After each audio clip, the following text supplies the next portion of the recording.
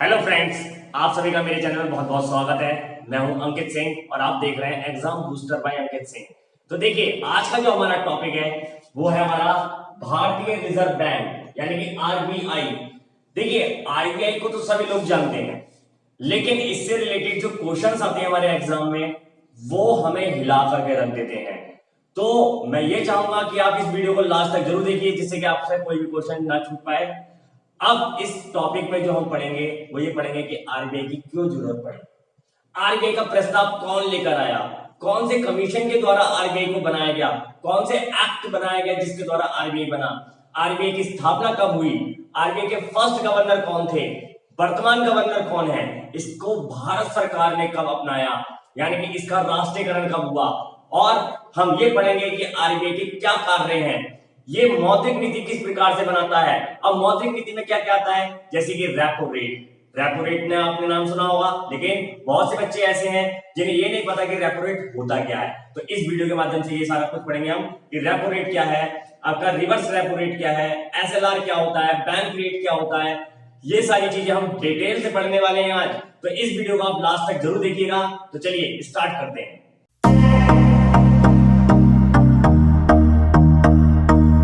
तो चलिए देखते हैं। अब पहले हम पढ़ेंगे आरबीआई का इतिहास कि आरबीआई कैसे बना, इसकी सिफारिश किसने करी। जो मैंने अभी आपको स्टार्टिंग बताया था कि हम किन किन टॉपिक्स पर बात करेंगे, तो मैं बिल्कुल स्टार्टिंग से लेकर चल रहा हूं आपको। तो देखिए, पहला पॉइंट है इसमें 1926 में डॉक्टर भीमराव अंबेडकर।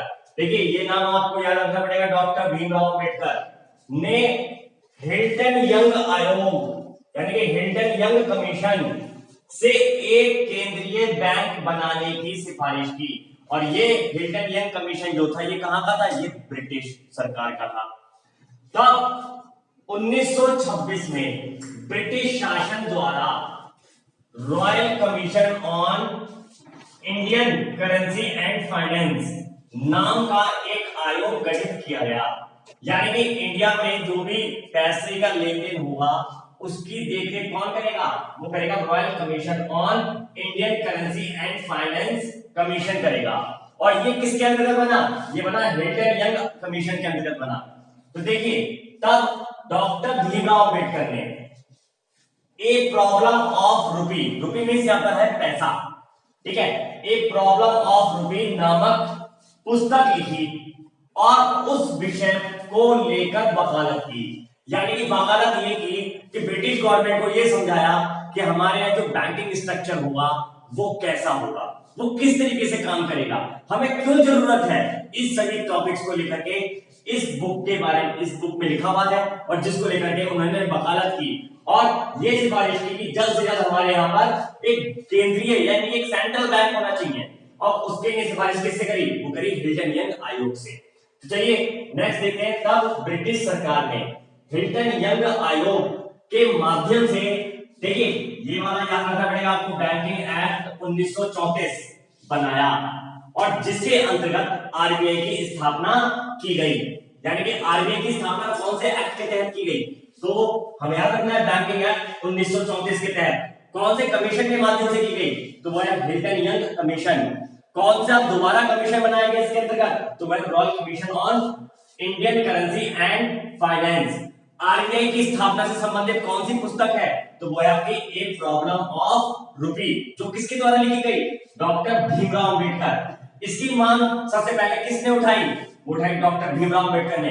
कब उठाई, 1926 में उठाई। तो देखिए, ये सारा था हमारा इतिहास। अब हम पढ़ते हैं इतिहास के आगे कि आरबीआई कैसे बना, ठीक है, कब बना और इसका फर्स्ट हेड ऑफिस कहां पर था, इसके फर्स्ट गवर्नर कौन थे, वर्तमान में गवर्नर कौन है, डिप्टी गवर्नर कौन होता है, यानी कि इसकी पूरी बॉडी के बारे में हम पढ़ेंगे। अब चलिए आगे देखते हैं।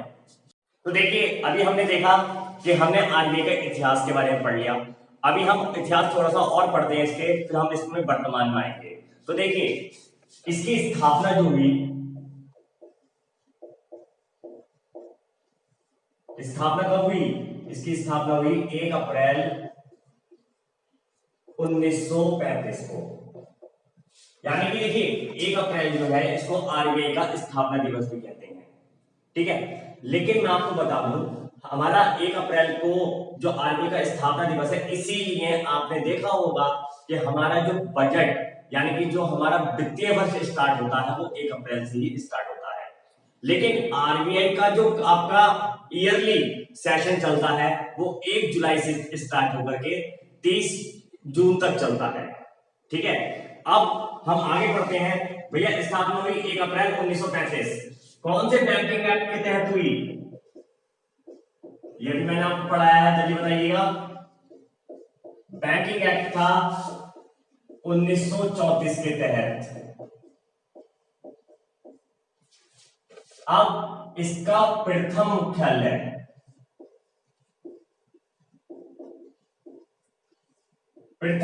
जो है वो कहां पर था? देखिए, प्रथम मुख्यालय था इसका कोलकाता। कोलकाता कितने वर्ष रहा? वो रहा 1935 से लेकर के 1937 तक, यानी कि शुरू के 2 साल जो इसका हेड ऑफिस रहा वो क्या रहा? कोलकाता। लेकिन अब वर्तमान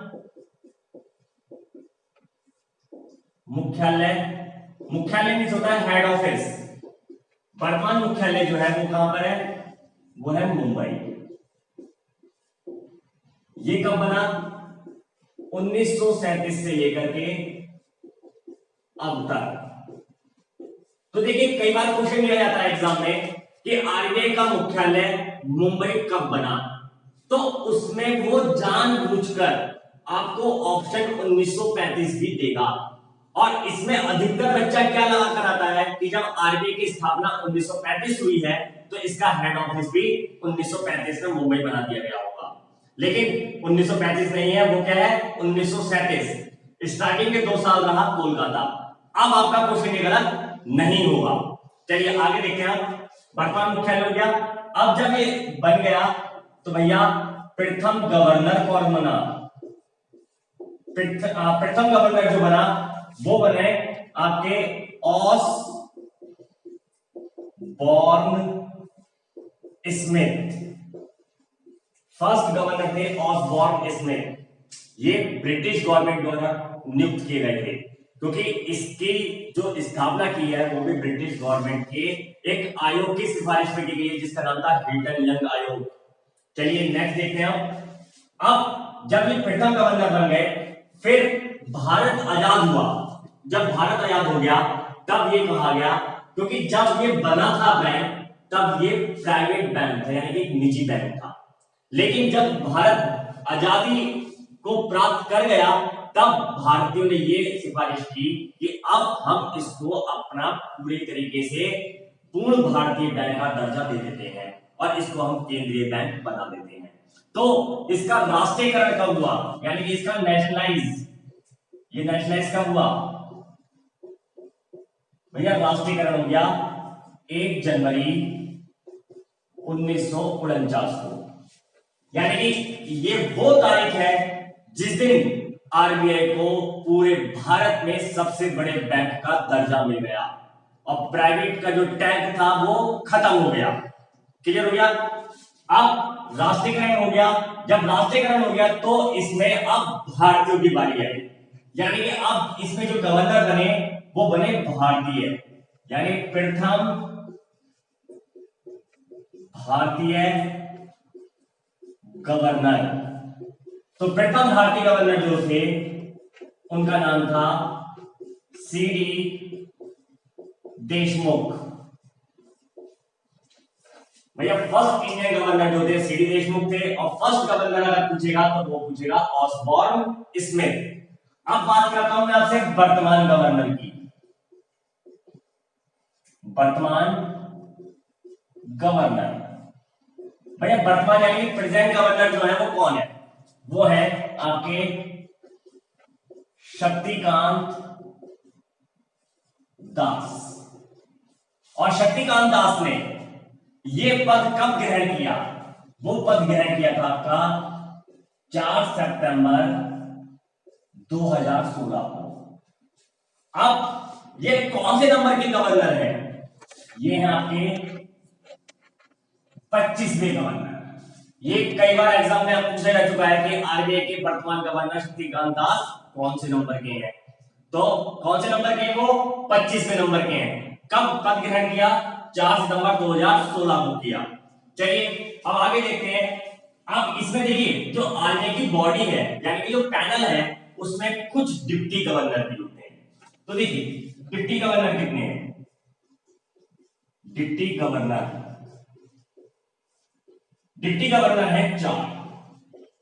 और देखिए जो भी गवर्नर बनता है आरबीआई का वो इन 4 में से ही बनता है, यानी कि जो अगला गवर्नर बनेगा वो इन 4 में से ही, जो सबसे सीनियर व्यक्ति होगा उसी को ही आरबीआई का गवर्नर बनाया जाएगा।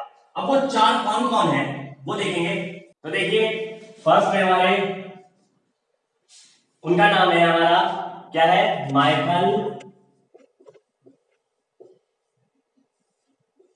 देवव्रत पात्रा। ये जो गवर्नर है ये इसी साल 2020 में आरबीआई के नए डिप्टी गवर्नर बनाए गए हैं। और इन्होंने जो जगह ली है वो किसकी ली है? वो ली है बिरल आचार्य। बिरल आचार्य ने अपने व्यक्तिगत रीजन के कारण आरबीआई से रिजाइन कर दिया है। ठीक है, अब ये जो है माइकल देवव्रत पात्रा, इनको जो जिम्मेदारी सौंपी गई है डिप्टी गवर्नर की वो 3 साल के लिए सौंपी गई है। वैसे इनका कार्यकाल 5 साल का होता है, लेकिन 2 साल ये कार्य कर चुके थे तो इनकी जगह पर आए हैं। तो इनको जो इनका जो आपका बचा हुआ शेष कार्यकाल था वो सौंपा गया है, लेकिन ये कितने साल के लिए नियुक्त हुए हैं? 3 साल के लिए। इसके बाद जो सेकंड है हमारे वो है एन.एस. विश्वनाथन। क्लियर हो गया? तीसरे हैं बीपी कानूनगो। और देखिए इसमें फोर्थ जो है उनका नाम है एम.के. जैन। एम.के. जैन, ये 4 हमारे यहां पर वर्तमान में डिप्टी गवर्नर है। क्वेश्चन देखिए ये दे सकता है कि इनमें से वर्तमान में डिप्टी गवर्नर कौन नहीं है। तो देखिए 3 नाम आपको वही देगा जो डिप्टी गवर्नर होंगे और एक नाम वो दे देगा जो डिप्टी गवर्नर नहीं होंगे, तो वो हमें पहचानना है। ये पूछ लेगा कि इनमें से अभी हाल ही में कौन से नए डिप्टी गवर्नर को नियुक्त किया गया है, तो वो होंगे माइकल देवव्रत पात्रा। या माइकल देवव्रत पात्रा ने कौन से डिप्टी गवर्नर की जगह आरबीआई में डिप्टी गवर्नर का पद ग्रहण किया है, तो वो होगा बिरल आचार्य। या क्वेश्चन ये दे देगा कि माइकल देवव्रत पात्रा को कितने वर्ष के लिए आरबीआई का डिप्टी गवर्नर नियुक्त किया गया है, तो वो है आपका 3 वर्ष। चलिए आगे देखते हैं। देखिए अब हम पढ़ते हैं कि जो आरबीआई है वो कितने रुपए तक का नोट छाप सकती है।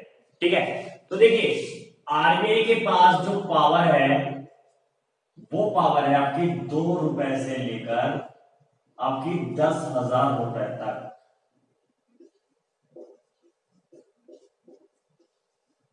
क्लियर हो गया? यानी देखिए जब जब हमारे देश में आर्थिक मंदी आती है तब हमारे यहाँ का जो केंद्रीय बैंक है वो भैया आर्थिक मंदी से निपटने के लिए बड़ी से बड़ी मुद्रा का चलन स्टार्ट करते हैं।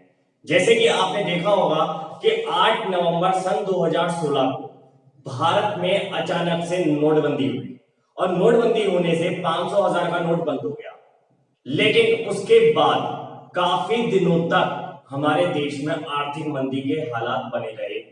अब उस आर्थिक मंदी से निपटने के लिए आरबीआई ने देखिए जब 500,000 का नोट बंद किया तो वो दोबारा 500,000 का नोट ही जारी कर सकती थी, लेकिन 500,000 का नोट अगर वो जारी करती तो उसका ये मानना था कि हम आर्थिक मंदी से जो जूझ रहे हैं उसको हम रिकवर नहीं कर पाएंगे।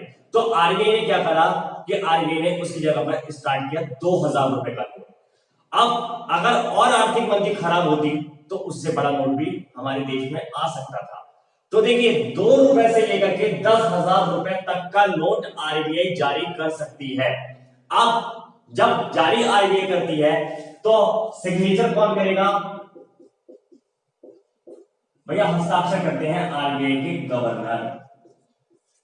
आरबीआई के गवर्नर द्वारा साइन किया जाता है। अब देखिए क्वेश्चन आ जाता है कि 5 रुपए का नोट किसके द्वारा हस्ताक्षर किया जाता है? तो कई बार बच्चे नोट तो देखेगा लेकिन ये नहीं देखता कि साइन किसके हैं। अब वो अपनी जेब में टटोलता है कि भाई 5 का नोट पड़ा है क्या, अब 5 का नोट नहीं है, तो वो क्या लगाता है कि चलो गवर्नर पर लगा दो, लेकिन वो श्योर नहीं होता है उसमें। आपको याद रखना है 2 रुपए से लेकर के और 10,000 तक का अगर कागजी नोट भारत में आता है तो आरबीआई जारी करेगा और आरबीआई का गवर्नर उसको साइन करेगा। क्लियर हो गया? अब देखिए 1 रुपए का नोट, 1 रुपए का नोट आरबीआई जारी नहीं करता। वो पूछेगा इनमें से कितने रुपए का कागजी नोट आरबीआई द्वारा जारी नहीं होता, तो वो है 1 रुपए का नोट। 1 रुपए का नोट जारी करने की जो अथॉरिटी है वो किसको है? वो है भारत सरकार को। और उस पर हस्ताक्षर जो होते हैं यानी कि जो साइन होते हैं वो किसके होते हैं? वो होते हैं वित्त सचिव के, यानी कि फाइनेंस सेक्रेटरी के साइन किए जाते हैं उस पर। यानी कि केवल 1 रुपए का नोट ऐसा है जो आरबीआई नहीं छापती, बाकी सारे नोट 2 रुपए से लेकर के 10,000 तक का नोट आरबीआई छापती है। और 1 रुपए का नोट कौन साइन करेगा? वो करेगा वित्त सचिव। अब भारत सरकार जो है 1 रुपए के नोट के अलावा जितने भी हमारे यहाँ पर सिक्के आते हैं, चाहे 5 का हो, 10 का हो, 20 का हो, 100 का हो, 1000 का हो, वो सारे सिक्के भी कौन जारी करेगा? भैया भारत सरकार जारी करेगी। लेकिन उनको सर्कुलेट जो करता है यानी कि उनको मार्केट तक जो लेकर आता है वो कौन लेकर आता है? वो लेकर आता है आरबीआई। क्लियर हो गया? चलिए अब हम ये देखेंगे कि भैया कौन से नोट कहां पर छपते हैं। तो देखिए नोट प्रेस, नोट प्रेस कितनी है? 4। कहां कहां पर है? पहली है देवास मध्य प्रदेश, दूसरी नासिक, तीसरी शाहबली पश्चिम बंगाल यानी कि वेस्ट बंगाल, और फोर्थ आपकी मैसूर कर्नाटक। देखिए जो शुरू की 2 आपकी प्रेस है ये कौन सी कंपनी का अधीन है? ये the security print and minting corporation of India, ये इस कंपनी के अधीन है। दूसरी शाहबली और मैसूर ये दोनों किसके अधीन है? ये भारतीय रिजर्व बैंक नोट मुद्रा प्राइवेट लिमिटेड। ये 2 कंपनियां हैं जो इन प्रेस को कंट्रोल करती हैं। अब देखिए सबसे मोस्ट इंपॉर्टेंट क्वेश्चन मैं आपको बताने जा रहा हूं। हमारे देश में अभी मैंने बताया आपको कि 8 नवंबर सन 2016 को भारत में नोटबंदी हुई। उसके बाद हमारे देश में आपने देखा होगा कि सभी नई करेंसी जारी की गई हैं। यानी कि पहले हमारे यहां पर आया 2000 का नोट, फिर 2000 का नोट के बाद आया हमारे यहाँ 500 का नया नोट, उसके बाद जितनी भी मुद्राएं जैसे कि 200 का नया नोट आया, 100 का नया नोट आया, ये कहां छपते हैं? तो देखिए 500 से बड़ा जितना भी बड़ा नोट होगा वो सारा कहां छपेगा? देवास में छपेगा। क्लियर हो गया? यानी कि 2000 का नोट कहां छापा होगा? वो छपा है हमारा देवास में। लेकिन जो 500 रुपए का नया नोट आया वो कहां छपा? वो छपा नासिक में। और 500 से नीचे की जितनी भी करेंसी होती है, ठीक है, यानी कि 200 और 100 का नोट जो छपता है वो छपता है आपका शाहबली पश्चिम बंगाल में। और 100 रुपए से छोटी जितनी भी कागजी मुद्रा है वो छपती है आपकी मैसूर में। क्लियर हो गया? अब देखिए टकसाल, टकसाल को इंग्लिश में बोलते हैं मिंट। टकसाल मींस होता है जहां पर सिक्के बनते हैं। अब सिक्के बनाने के लिए भी कारखाने कितने हैं? 4। सबसे पुराना कारखाना है कोलकाता जो कि कहां पर है? पश्चिम बंगाल में है। उसके बाद खुला मुंबई। और याद रखेंगे आरबीआई का सबसे प्राचीन यानी कि सबसे पुराना जो हेड ऑफिस है वो क्या है? वो भी कोलकाता है। मुंबई बाद में बना, सेकंड नंबर में बना मुंबई, तीसरे में बना नासिक और चौथे में बना नोएडा। अब देखेंगे इनके स्टेट वाइज देख लेते हैं। तो स्टेट वाइज में क्वेश्चन हमारा यह आ जाता है कि भैया ऐसा कौन सा राज्य है जहां पर 1 से अधिक टकसाल है? तो वो देखिए महाराष्ट्र है, महाराष्ट्र में 1 नहीं 2 है, पश्चिम बंगाल है और उत्तर प्रदेश है।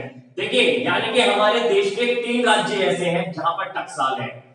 कौन कौन से हैं? आपका पश्चिम बंगाल, महाराष्ट्र एंड उत्तर प्रदेश। तो एक क्वेश्चन हमारा ये भी तो बन सकता है ना कि इनमें से कौन से राज्य में टकसाल नहीं है? तो ऑप्शन देगा वो आपको पश्चिम बंगाल, महाराष्ट्र, उत्तर प्रदेश और चौथा ऑप्शन कंफ्यूज करने के लिए वो दे देगा मध्य प्रदेश। तो देखिए मध्य प्रदेश में टकसाल नहीं है, लेकिन नोट प्रेस है यहाँ पर जो कि देवास में है। क्लियर हो गया? चलिए अब आगे हम देखते हैं सिक्योरिटी प्रेस। सिक्योरिटी प्रेस कितनी है? 2 है। कहां कहां पर है? नासिक महाराष्ट्र और हैदराबाद तेलंगाना। पहले ये जो एरिया है ये एरिया तेलंगाना की जगह आता था आंध्र प्रदेश में, लेकिन जब तेलंगाना बन गया तो ये हिस्सा पहुंच गया आपका कहां? तेलंगाना में। अब देखिए सिक्योरिटी प्रेस क्या होता है। सिक्योरिटी प्रेस वो होता है जहां पर हमारे चेक बुक्स, आपके स्टाम्प पेपर, आपके डाक टिकट, इन सब की छपाई होती है, वो होते हैं हमारे सिक्योरिटी प्रेस। क्लियर हो गया? अब आता है हमारा सिक्योरिटी पेपर मिल। वो कितनी है? 1। वो कहां पर है? होशंगाबाद मध्य प्रदेश। इसका मीन्स ये है कि भैया जिस पेपर पर हमारे यहाँ करेंसी की छपाई होती है वो पेपर कहां बनता है? वो पेपर बनता है होशंगाबाद मध्य प्रदेश में। अब देखिए इसमें हम ये देख लेते हैं कि आरबीआई की जो जोनल ऑफिस है, जोनल कार्यालय, वो कितने हैं? वो है 4। 4 कहां कहां पर है? तो वो है आपके कोलकाता, दिल्ली, मुंबई और चेन्नई। ये है इसके जोनल ऑफिस। अब बात करें हम इसके क्षेत्रीय कार्यालय यानी कि रीजनल ऑफिस, तो क्षेत्रीय कार्यालय कितने हैं? क्षेत्रीय कार्यालय है 29। देखिए ये जो क्षेत्रीय कार्यालय है यानी कि रीजनल ऑफिस है, ये हर स्टेट्स की एक एक राजधानी में स्थित है। लगभग ये जो है आपके राजधानियों में ही स्टेट की स्थित है। तो अब आगे बढ़ते हैं हम कि इसके कार्य क्या क्या है, कि ये कार्य क्या क्या करती है आरबीआई, और इसकी जो मॉनेटरी पॉलिसी है उसके बारे में हम डिटेल से पढ़ेंगे। चलिए आगे देखते हैं। देखिए जो आरबीआई है, आरबीआई को और किन किन नामों से जाना जाता है? तो आरबीआई को जाना जाता है कि बैंकों का बैंक, केंद्र सरकार का बैंक, ठीक है। इसके अलावा कहा जाता है इसको आपका मौद्रिक नीति का बैंक यानी कि मॉनेटरी पॉलिसीज का बैंक। इन सभी नामों से इसको जाना जाता है। और मैं आपको बता दूं कि आरबीआई एक ऐसा बैंक है जिसमें कोई भी व्यक्ति अपना इंडिविजुअल अकाउंट नहीं खोल सकता। कई बार एग्जाम में क्वेश्चन आ चुका है ये कि ऐसा कौन सा बैंक है जिसमें व्यक्ति अपना इंडिविजुअल अकाउंट नहीं खोल सकता, तो वो कौन सा है? वो है आरबीआई। अब इसमें जो अकाउंट खुलते हैं वो किसके खुलते हैं? वो खुलते हैं बैंकों के या सरकार के बैंक अकाउंट खुलते हैं, ठीक है। तो ये सारी चीजें हैं। अब इनके कार्य क्या क्या है? अब अगर आप एक आम आदमी से पूछते हो कि भैया आरबीआई के कार्य क्या है, तो उसे तो केवल एक बात पता है, क्या? कि भैया नोट छापती है बैंक। नोट छापने वाली बैंक कौन सी है? वो है आरबीआई। नहीं भाई, नोट छापने का काम तो है ही है, इसके अलावा और क्या काम है? तो चलिए आप इसको डिटेल से पढ़िएगा। और देखिए मैं आपसे एक बात और कहना चाहूंगा कि अगर आरबीआई से रिलेटेड आपके माइंड में कोई भी क्वेश्चंस उठता है तो आप मुझे कमेंट बॉक्स में जरूर बताइएगा कि आप क्या जानना चाहते हैं और आरबीआई के बारे में, तो उसका आंसर मैं आपको कमेंट बॉक्स के माध्यम से ही दूंगा, ठीक है। और ये जरूर बताइएगा मेरे को कि आपको ये वीडियो कैसा लगा, इसका भी मेरे को जरूर आप रेस्पॉन्स दीजिएगा, क्योंकि जिससे मुझे भी पता चले कि आप लोग पढ़ रहे हैं। क्योंकि मैंने अभी जो देखा कि आप मेरा वीडियो तो देख रहे हैं लेकिन उसमें ठीक ठाक ही रेस्पॉन्स दे रहे हैं आप लोग। ऐसा नहीं चलेगा, क्योंकि अब आपको पढ़ना पड़ेगा और पढ़ोगे तभी कामयाब होगे। क्योंकि भैया कोई जादू की छड़ी नहीं है कि घुमाई और सिलेक्शन पा लिया। आज की डेट में अगर आप देखते हो तो भैया कंपटीशन दिन ब दिन बढ़ता जा रहा है, और अब लॉकडाउन के बाद तो और ज्यादा कंपटीशन बढ़ गया है, क्योंकि तमाम लोगों की नौकरियां चली गई हैं, जिसके कारण हमारा जो देश का जीडीपी है वो बहुत ज्यादा डाउनफॉल पर आ गया है। यानी कि अभी तक तो आप ये लगाओ कि जीडीपी 2, 3, 5, 6, लेकिन आपको यकीन मत दिलाऊं इस समय हमारे देश का जीडीपी -23.9 पर पहुंच चुका है। तो आप ये लगा सकते हो कि हमारे देश की इस समय हालत क्या है। तो इसीलिए मैं आपसे कह रहा हूं आप मेरा पूरा वीडियो देखो और मुझे जरूर बताओ कि वीडियो क्या कैसा रेस्पॉन्स है, और अगर उस टॉपिक से रिलेटेड कोई भी क्वेश्चंस हैं तो आप मुझसे कमेंट में पूछे जरूर, जिससे मुझे ही पता चलेगा कि आप लोग ये वीडियो देख रहे हैं मेरी, तभी मुझे फायदा भी होगा मेरा वीडियो बनाने का, क्योंकि ये वीडियो मैं अपने लिए नहीं बना रहा, मैं आप लोगों के सक्सेस के लिए बनवा रहा हूं, और जिससे कि भाई मेहनत मैं भी कर रहा हूं तो मेहनत आपको भी करनी पड़ेगी। तो चलिए अब हम देखते हैं कि आरबीआई के कार्य क्या है। तो आरबीआई का कार्य देखिए, मौद्रिक नीति तैयार करना, यानी कि मॉनेटरी पॉलिसी तैयार करना। अब मॉनेटरी पॉलिसी होती क्या है इसके बारे में मैं आगे अभी डिटेल में पढ़ाऊंगा आपको।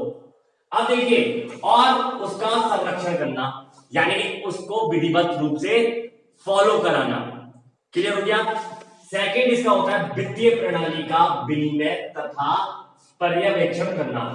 अब देखिए, वित्तीय प्रणाली यानी कि आपकी फाइनेंस सेक्टर, यानी जो फाइनेंस सेक्टर होता है उसका एग्जामिन करना और उसमें भी हमारा इन नियमों को फॉलो कराना, ये काम होता है आरबीआई का। तीसरा होता है विदेशी मुद्रा का प्रबंधन करना, यानी कि जो हमारे यहाँ फॉरेन करेंसी है उसका रख रखाव भी कौन करता है, वो भी आरबीआई करता है। नेक्स्ट आता है मुद्रा जारी करना, उसका विनिमय करना, यानी कि कोई भी करेंसी होती है उसको जारी करना यानी कि इशू करना, और उसको मार्केट तक पहुंचाने का कार्य किसका है, आरबीआई का है। तथा परिचालन योग्य ना रहने पर उन्हें नष्ट करना, यानी कि देखिए कई बार ऐसा होता है कि जब हमारे देश में तमाम फेक करेंसी आ जाती है, यानी कि उस समय पर हमारे आरबीआई को नुकसान होता है, सरकार को नुकसान होता है। भाई आपके पास भी अगर नकली नोट आ जाता है तो नुकसान किसका है, आपका है, और आपका है तो किसका है, सरकार का है। तो उस चीज को खत्म करने के लिए वो नोटबंदी की जाती है, जो कि अभी लास्ट टाइम कब हुई, 8 नवंबर सन 2016 को हुई है। तो नोट को नष्ट करने यानी नोट को तत्काल बंद करने का अधिकार भी किसको है, सरकार के बाद आरबीआई का है। क्लियर हो गया। नेक्स्ट बात आते हैं सरकार का बैंकर। मैंने अभी आपको बताया कि सरकार का बैंक कहा जाता है, बैंकों का बैंक कहा जाता है के रूप में कार्य करना, ये क्या है, ये आरबीआई का नाम है। फिर है साख नियंत्रित रखना। साख नियंत्रित का मतलब है कि जो भी हमारी रेपो बनी हुई है, यानी कि जो भी हमारी इस समय साख बनी हुई है उसको मेंटेन करके चलना है। यानी कि जैसे मैंने आपको बताया कि जीडीपी, भाई जीडीपी का गिरना स्वाभाविक है, क्यों, क्योंकि अभी लॉकडाउन हुआ है और हमारी ही नहीं गिरी है, तमाम देशों की गिरी है, जिसमें कनाडा सबसे नंबर 1 पर आ गया है, उसके बाद यूएसए आ गया है, और तीसरे नंबर पर हमारा भारत है। क्लियर हो गया। तो हमारे देश को तो हुआ ही नुकसान है, लेकिन जो हमारे से बड़े बड़े देश हैं उनकी भी जीडीपी डाउन रही है, लेकिन इसको कैसे रिकवर किया जाएगा ये अभी हमारी सरकार को सोचना बाकी है, क्योंकि वो कुछ ऐसा करे जिससे कि हमारे देश में अर्थव्यवस्था सुधरे और हमारे यहाँ जो बेरोजगार वर्ग है उसको रोजगार मिले। चलिए नेक्स्ट आता है मुद्रा के लेन देन को नियंत्रित करना, कि भैया कि कितने रुपए का नोट जारी करना है या नहीं करना है, इसको भी कौन डिसाइड करेगा, वो भी आरबीआई जारी मतलब डिसाइड करता है। तो चलिए अब आगे देखते हैं कि हमारी मॉनेटरी रेट्स या मॉनेटरी पॉलिसीज क्या होती हैं। और मैं आपको बता दूं कि पहले मॉनेटरी पॉलिसी 6 महीने वर्क करती थी, लेकिन अब 3 महीने वर्क करती है, यानी कि हर 3 महीने बाद मॉनेटरी पॉलिसी चेंज हो सकती है। वो डिपेंड करता है आरबीआई पर कि हमारे देश की इस समय कंडीशन क्या चल रही है। अगर कंडीशन डाउन जाती है तो वो पॉलिसी रेट्स बढ़ जाते हैं, ठीक है, सॉरी घट जाते हैं, और अगर अच्छी चल रही है तो बढ़ जाते हैं। तो चलिए अब देखते हैं आगे। देखिए पहले हम ये पढ़ेंगे इसमें कि मौद्रिक नीति यानी कि मॉनेटरी पॉलिसी के अंतर्गत कौन कौन सी आपकी रेट्स यानी कि दरें जारी की जाती हैं। तो देखिए पहला है रेपो दर, दूसरा है रिवर्स रेपो दर, बैंक दर, सीआरआर, एसएलआर और एमएसएफ। ठीक है, देखिए मैंने अभी आपको बताया था कि हमारे यहाँ जो आरबीआई है वो हर 3 महीने बाद इनको चेंज करता है, और इस बार तो और ज्यादा डाउन में गया है क्योंकि अभी भैया लॉकडाउन चल रहा है। तो इसके कारण क्या है कि मार्केट में पैसा ना होने के कारण आरबीआई ने इसकी दरें भी घटाई है। तो देखिए मैंने आपको बताया कि सितंबर 2020 के आंकड़े यानी कि सितंबर, अक्टूबर और नवंबर, ये भी आपका नवंबर तक चलने वाला है। अब इसके बाद ये दिसंबर तक चलेगा, सॉरी। अब जो हमारी नई रिपोर्ट आएगी वो कब आएगी? वो आएगी जनवरी में। ठीक है, तो देखिए रेपो रेट कितना है? 4%। रेपो रेट क्या होता है? रेपो रेट वो दर होती है जिसमें बैंक आरबीआई से लोन लेता है एज अ शॉर्ट टर्म, यानी शॉर्ट टर्म के लिए अगर कोई लोन लिया जाता है और आरबीआई से लोन लिया जा रहा है बैंक, तो वो कौन सी रेट पर लेगा? रेपो रेट पर लेगा। अब आता है रिवर्स रेपो रेट। ये इसका जस्ट अपोजिट होता है कि अभी बैंक ने आरबीआई से लोन लिया तो वो लिया रेपो रेट पर, लेकिन भैया हमारे देश में आर्थिक मंदी आ गई, मार्केट में पैसा खत्म, ना के बराबर रहा, तो उस कंडीशन में क्या करेगा कि बैंक से आरबीआई लोन लेगा। यानी कि जब बैंक से आरबीआई लोन लेता है तो वो लेता है रिवर्स रेपो रेट पर। क्लियर हो गया? इसके बाद आता है बैंक रेट। बैंक रेट जो है वो सीधा सीधा संबंध है रेपो दर से, यानी कि जैसे रेपो दर पर भैया बैंक आरबीआई से लोन ले रहा है, मैंने अभी आपको बताया कि जब लोन लिया जाएगा तो शॉर्ट टर्म, लेकिन बैंक रेट पर क्या है कि बैंक रेट पर लॉन्ग टर्म के लिए लिया जाता है। क्लियर हो गया? यानी कि लॉन्ग टर्म के लिए जो आपका बैंक आरबीआई से लोन उठाता है वो किस रेट पर उठाता है? वो उठाता है बैंक रेट पर। अब आ जाता है सीआरआर। सीआरआर की फुल फॉर्म है कैश रिजर्व रेशियो, यानी कि जितना आपका अमाउंट है उसका कुछ परसेंट आरबीआई के पास आपको रिजर्व कोटे में रखना पड़ता है। ठीक है, तो सीआरआर इस समय कितना है? 3%। बैंक रेट कितना है? 4.65%। रिवर्स रेपो रेट कितना है? 3.35%। और रेपो रेट कितना है? 4%। चलिए अब आगे देखते हैं एसएलआर। एसएलआर मींस होता है कि लिक्विड फॉर्म में आरबीआई के पास कुछ असेट्स के रूप में आपको गोल्ड एंड सिल्वर भी रखना पड़ता है, यानी कि जो आपका टोटल अमाउंट है तो उसका कितना परसेंट आपको लिक्विड फॉर्म में आरबीआई के पास गोल्ड एंड सिल्वर रखना है, तो वो है हमारा 18.50%। अब देखिए पहले ये नियम था कि अगर आरबीआई को कोई भी नया बैंक खोलने की परमिशन अगर वो देता था तो भैया आरबीआई पहले जो जमा कराता था वो कराता था आपका कितना? 100 करोड़ रुपए। लेकिन अब कितना कराता है? अब कराता है 500 करोड़ रुपए।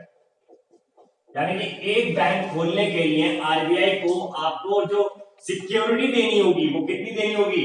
अब देनी होगी 500 करोड़ रुपए। पहले कितनी दी जाती थी? 100 करोड़ रुपए। चलिए अब आगे देखते हैं एमएसएफ।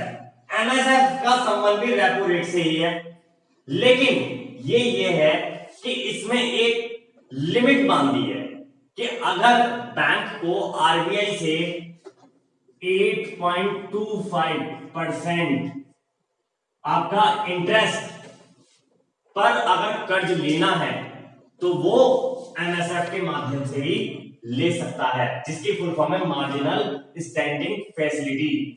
यानी कि ये भी एक तरीके से शॉर्ट टर्म लोन होगा जो कि बैंकों को आरबीआई देता है।